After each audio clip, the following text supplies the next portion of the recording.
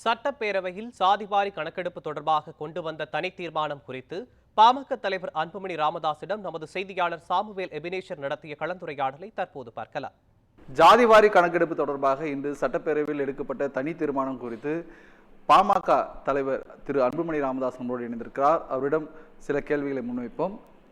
ஐயா வணக்கம். அதாவது இன்றைய தினம் சட்டப்பேரவையில் இந்த ஜாதிவாரி கணக்கெடுப்பு தொடர்பாக தனி தீர்மானம் மேற்கொண்டிருக்காங்க. அதை நீங்கள் எப்படி பார்க்குறீங்க? பாட்டாளி மக்கள் கட்சி தொடர்ந்து கடந்த 45 ஆண்டு காலம் எங்களுடைய மருத்துவர் ஐயாவும் பாட்டாளி மக்கள் கட்சியும் இந்தியாவில் தமிழ்நாட்டிலும் ஜாதிவாரி கணக்கெடுப்பு நடத்த வேண்டும் என்று கோரிக்கை தொடர்ந்து வைத்துக் கொண்டிருக்கின்றோம். இந்த தீர்மானம் தமிழக சட்டசபையில் நிறைவேற்றிய தீர்மானம், அதை நாங்கள் ஏற்றுக்கொள்கின்றோம். ஆனால் இதில் மத்திய அரசு ஜாதிவாரி கணக்கெடுப்பு நடத்தினால்தான் தமிழ்நாட்டில் நாங்கள் இடஒதுக்கீடு உள்ஒதுக்கீடு கொடுக்க முடியும் என்று முதலமைச்சர் சொல்கின்ற கருத்தை நாங்கள் ஏற்றுக்கொள்ள முடியாது. அதாவது மத்திய அரசையும் நாங்கள் நிச்சயமாக வலியுறுத்துவோம் ஜாதிவாரி கணக்கெடுப்பு நடத்த வேண்டும் என்று. இப்போ நீங்கள் முதல்ல அதை புரிஞ்சுக்கிறது என்னன்னா, மத்திய அரசு நடத்துவது சென்சஸ், நாங்கள் கேட்குறது சர்வே. சென்சஸும் வேணும், சர்வேவும் வேணும். சென்சஸ் என்னென்னா, காஸ்ட் சென்சஸ்னா என்னென்னா, ஒவ்வொரு சமுதாயத்துடைய தலை எண்ணிக்கையை தான் சென்சஸ் எடுப்பாங்க மத்தியில். அதாவது இப்போ ஒரு நாடார் சமுதாயம் இருக்கிறாங்க, இல்லை மீனவர் சமுதாயம் இருக்காங்க, வன்னியர் சமுதாயம் இருக்காங்கன்னா அவங்க எத்தனை பேர் இருக்கிறாங்கன்னு மட்டும்தான் மத்திய அரசு சென்சஸ் படி எடுப்பாங்க. அவங்க எந்த சமூக பின்தங்கிய நிலையில் இருக்கிறாங்க, சோஷியல் பேக்வர்ட்னஸ் இருக்கிறாங்கன்னா சென்சஸில் வராது, சர்வேல தான் வரும்.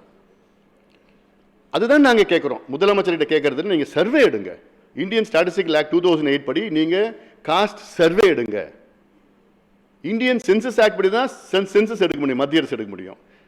ஸ்டாட்டிஸ்டிக்கல் ஆக்ட் படி சர்வே எடுக்கலாம். இதே தான் பீகார் மாநிலத்தில் முதலமைச்சர் நிதிஷ்குமார் அவர்கள் சர்வே தான் எடுத்தார். இதே சட்டத்தின்படி இந்தியன் ஸ்டாட்டிஸ்டிக்கல் ஆக்ட் 2008 படி சர்வே எடுத்து அந்த சர்வே பீகார் உயர்நீதிமன்றத்தில் செல்லுன்னு தீர்ப்பு கொடுத்துட்டாங்க, உச்ச நீதிமன்றத்திலையும் செல்லுன்னு தீர்ப்பு கொடுத்துட்டாங்க. அதில் தடையே கொடுக்கல.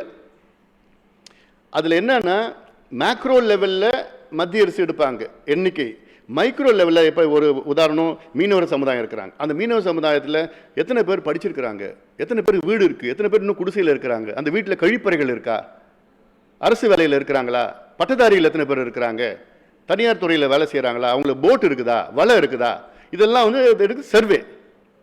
இதை எடுத்தால் தான் அடுத்தது நீங்கள் ஒட்டுமொத்தமாக அந்த மீனவ சமுதாயத்துக்கு நீங்கள் நல்ல திட்டங்கள், என்னென்ன இடஒதுக்கீடுகள் உள்ஒதுக்கீடுகள் அதிகப்படுத்துறது எல்லாமே நீங்கள் திட்டமிடலாம். ஆனால் அதெல்லாம் எனக்கு வேண்டாம், நான் அரசியல் செய்யணும், இதை வச்சு நான் அரசியல் செய்யணும், எங்களுக்கு சமூக நீதிக்கு எங்களுக்கு சம்பந்தமே கிடையாது முதலமைச்சர் இதன் மூலமாக மக்களுக்கு தெளிவுபடுத்தியிருக்கிறார். ஒளிப்பதிவாளர் ஜெகன் மற்றும் பிரியாவுடன் செய்தியாளர் Samuel Ebenezer, news 7 Tamil, Chennai.